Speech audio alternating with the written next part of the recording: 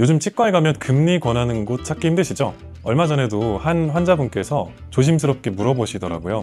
금리가 비싸서 이제 잘 안 쓰시는 거죠?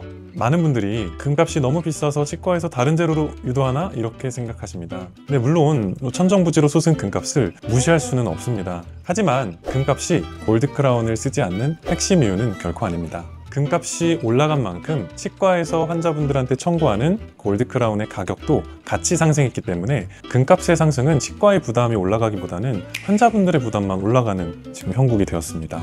요즘 치과에서 금리를 많이 안 쓰는 이유는 환자분들이 잘 모르시는 금리의 치명적인 단점, 그리고 치의학 기술의 눈부신 발전이라는 두 가지 거대한 흐름 때문입니다.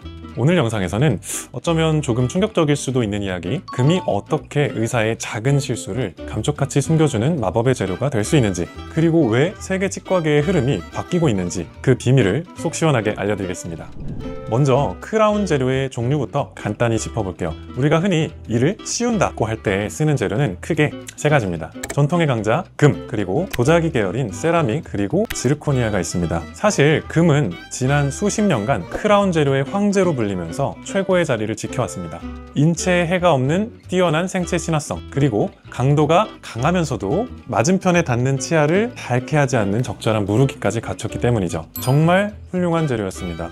하지만 기술이 발전하면서 바로 그 무르다는 최대 장점이 아이러니하게도 치명적인 약점이 되었습니다. 자, 왜 금이 왕자에서 내려오게 되었을까요? 그 이유를 알려면 크라운 치료가 얼마나 정밀해야 하는지부터 이해하셔야 됩니다. 크라운을 씌운다는 것은 단순히 이렇게 모자를 씌운다, 이렇게 덮어 씌우는 것이 아닙니다. 제2의 영구치처럼 내 몸에 일부로 기능하게 만드는 과정이죠.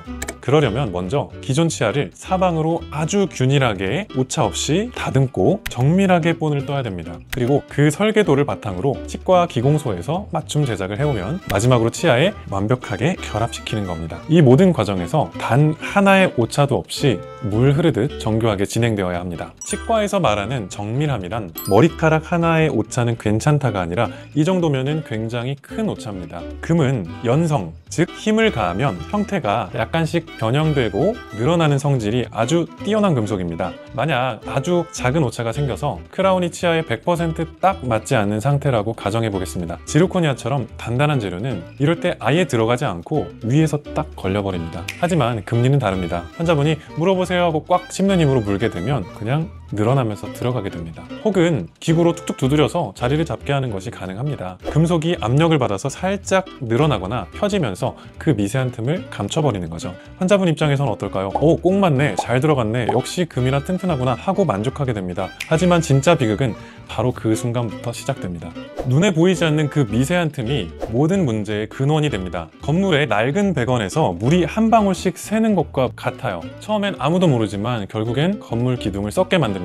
그 처음부터 맞지 않았던 골드 크라운의 틈으로 침과 함께 충치를 유발하는 뮤탄스균 같은 세균들이 들어가서 최고의 서식처를 만듭니다. 겉에서는 아무 문제가 없어 보이지만 금리 내부에서는 치아의 건강한 부분이 아주 서서히 조용히 파괴되고 있는 겁니다. 이것을 바로 2차 충치라고 부릅니다.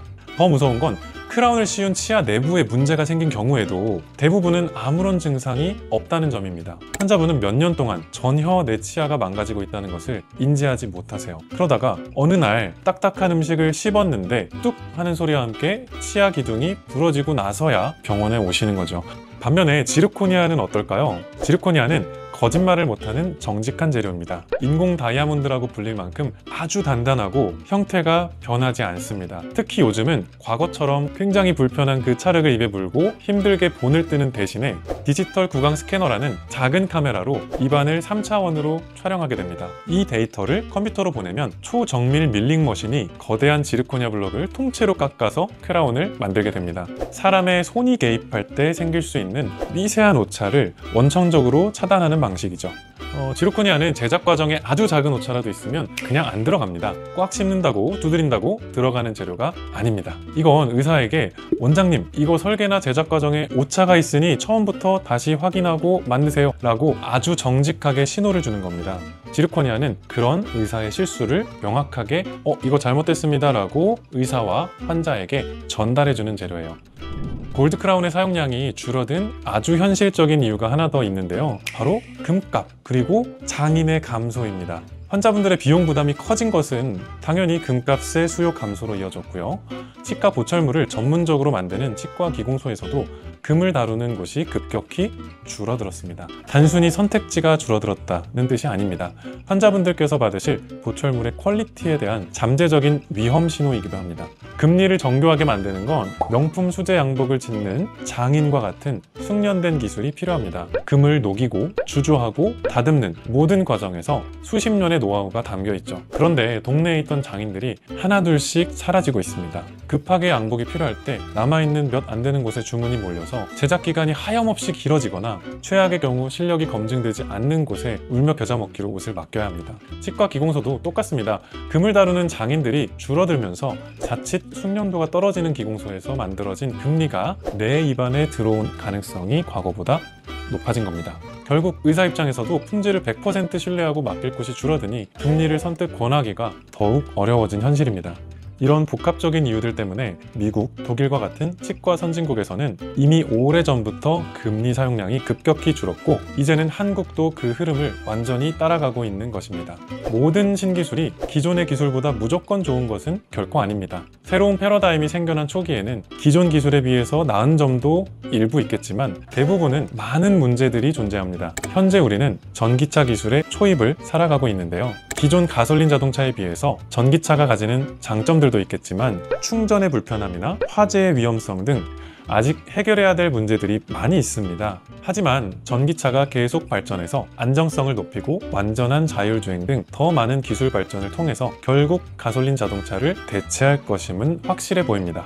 지르코니아 역시 시장에 나왔던 초창기에는 정밀함이 떨어진다든지 대합치의 마모를 일으킨다든지 여러 가지 문제점들이 실제로 있었습니다. 하지만 지르코니아 제작 기술은 디지털 기술과 결합해서 현재에는 이미 완숙기를 맞이했습니다. 기존의 골드 크라운에서는 꿈도 꾸지 못했거나 매우 구현하기 어려웠던 부분까지 손쉽게 만들어내고 있습니다. 물론 지르코니아도 언젠가는 더 좋은 새로운 재료의 개발로 구시대의 유물이 될지도 모르겠습니다만 현재로서는 환자분들이 선택할 수 있는 최선의 재료라고 말할 수 있습니다.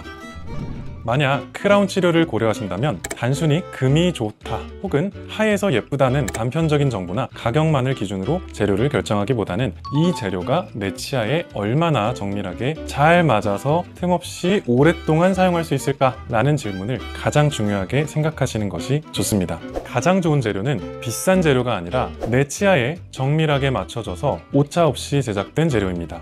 오늘 내용이 치과 치료를 이해하는 데 도움이 되셨다면 구독과 좋아요 한 번씩 부탁드립니다. 크라운 치료에 대해서 더 궁금한 점이 있으시거나 직접 겪으셨던 금리나 지르코니아 경험담이 있으시다면 아래 댓글로 편하게 남겨주세요. 감사합니다.